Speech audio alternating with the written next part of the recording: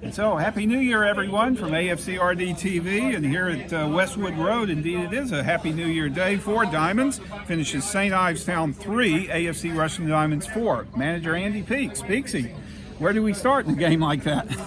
Well, I suppose the first thing, say Happy New Year to everyone, and exactly. I'm sure there was plenty of entertainment value in that. For me as a manager, not particularly so. I watched Leeds in a very similar game the other day, and that was bad enough. But no, Whoa, that was a 5-4. That was a 5-4. Yeah. No, delighted with some aspects. Not so pleased with others. But overall, to come away New Year's Day anywhere in any league to get 3 points, really pleased.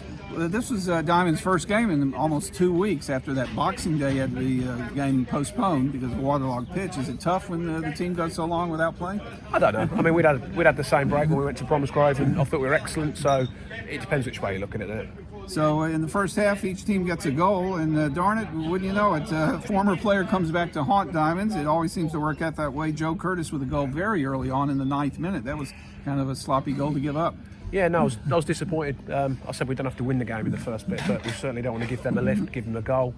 They're towards the bottom of the league, fighting for the lives. Always hard to break down, so we certainly want to give them a lift. And yeah, I was disappointed how easy he scored it, but he took it really well. We know what Joe's capable of, but from our point of view, defensively was nowhere near good enough. We give the ball away, and then we missed the tackle, and then he walked through. So yeah, I was not happy after that. But Diamonds hung in there and did get an equaliser. Nabil Shariff in the right place at the right time in the 27th minute. Yeah, we needed that. Score. I thought we needed that before half-time to get back in the game. It was a good finish from Nabs. It was a great ball in from Slurley. His set pieces were good. And it got us right back in the game, yeah. And I trust you gave the lads a good pep talk at halftime? Yeah, I said I was disappointed. I said if this game had finished now 1-1, I felt it would be 2 points drop because I thought some of the players were not up to the standards I want them to be at. And I said, you've got another 45, 46 minutes, whatever we play second half to go and put it right and make sure we come away with 3 points. And I would say Diamonds played their best spell of the game maybe in the first 10, 15 minutes of the second half. Yeah, no, we got the second goal and then we had some good chances to make it 3, and I think that probably would have, you'd like to think it would have killed the game, who knows. But no, we played well without being clinical enough, if I'm being honest. So it went back and forth in the second half. We'll read about that in the match report. But Liam Dolman with a great shot, his patented header off a corner kick in the 77th minute. Yeah, we were delighted to score some goals from set piece. It was a great header from Liam. And it gave us a little bit of a cushion, didn't it, which was nice. You got 4-2. 4-2, which we should have seen the game out. Again, we conceded a disappointing goal, and then it makes it a nervous last 5, 6, 7 minutes when they're fighting for their lives, nothing to lose. And he takes a set piece or a mistake, and it would have been levels, which would have been, not a great result for us. Toslin had a great shot on goal, though. You have to give him credit in the 88th minute, a screamer of a shot to make it 4-3. But we hung on to win it in the end. Like you say, we hung on. Yeah, we hung on, and you say we didn't manage the game particularly well at times. There was people who didn't do the right things today. That's a fact. But most of them were really good. We made some individual errors and got punished. But like I said, we've come away with 3 points. At the start of a new year, it's the first game of a busy month. I'm delighted, really. So it's a new year, and also Diamonds with a new player today, Greg Casaboni. What did you think of Greg's play today? Yeah, I know what Greg's all about. I thought he gave us something a little bit different. I thought he was a threat. I thought he contributed really well and was a bit unlucky. Certainly had a good service, gets at full-backs. And yeah, he did exactly what I expected him to do. Now, Diamonds do have a few players still out with injuries, though. Alex Collard, sadly, a long-term injury.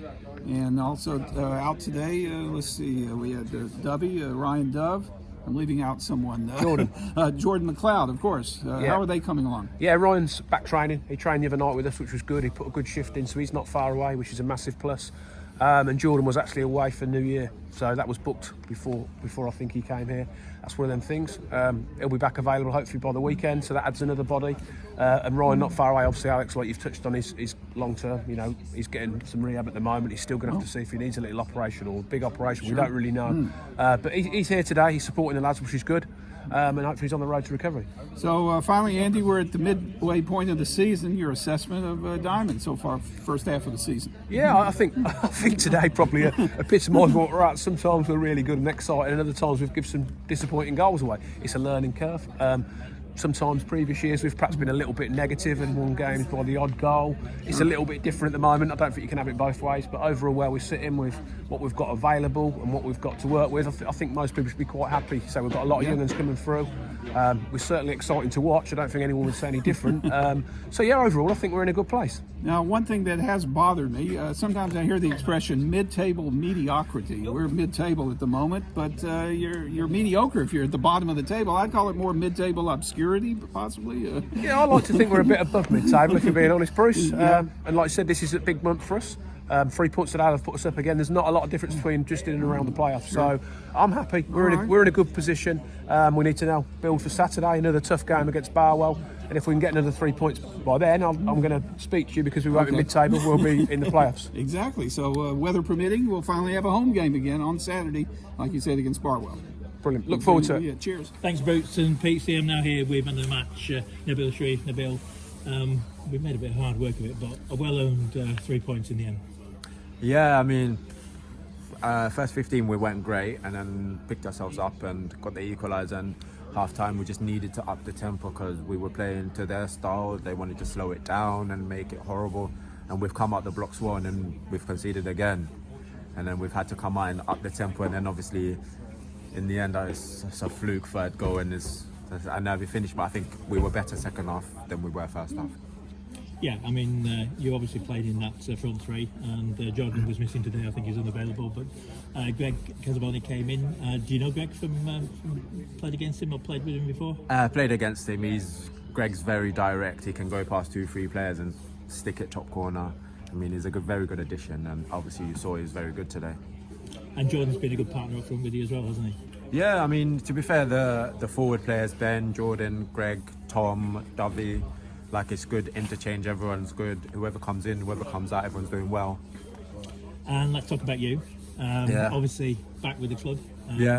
And I did just say before we started the interview, you seem to be enjoying it. You have a smile on your face these days. Yeah. I mean, I'm enjoying my football again, and I think obviously I said styles sometimes make players better, and I think the style here suits me. I'm loved. It's more like a family club, and I know most of the boys since God knows when, and it's just I'm enjoying it.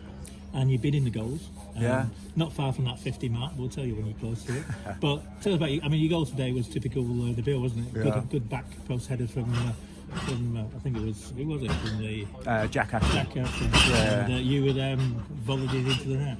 Yeah, I mean that's one thing I try to do. I don't necessarily go for the first one. I'm just more of what happens if the second one, and just you got to be there and just anticipate. Sometimes it'll bounce the other way, but yeah. And you also had we had other chances. I think that was the problem. We couldn't put them to bed. We went 2-1 up.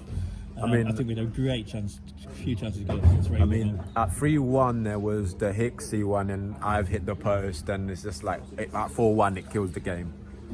And then I think it was at 2-1, wasn't it? 2-1. Yeah.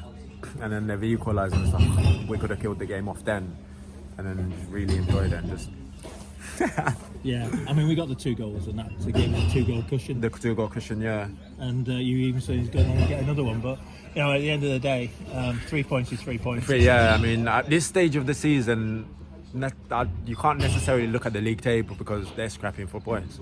They're not going to make it easy for you. I mean, if you look with the results we've had, have been. We've taken a point against Bromsgroves and beaten Stourbridge and lost at Kings Langley. So it's where who's second, who's third, and who's 19th, who's 20th.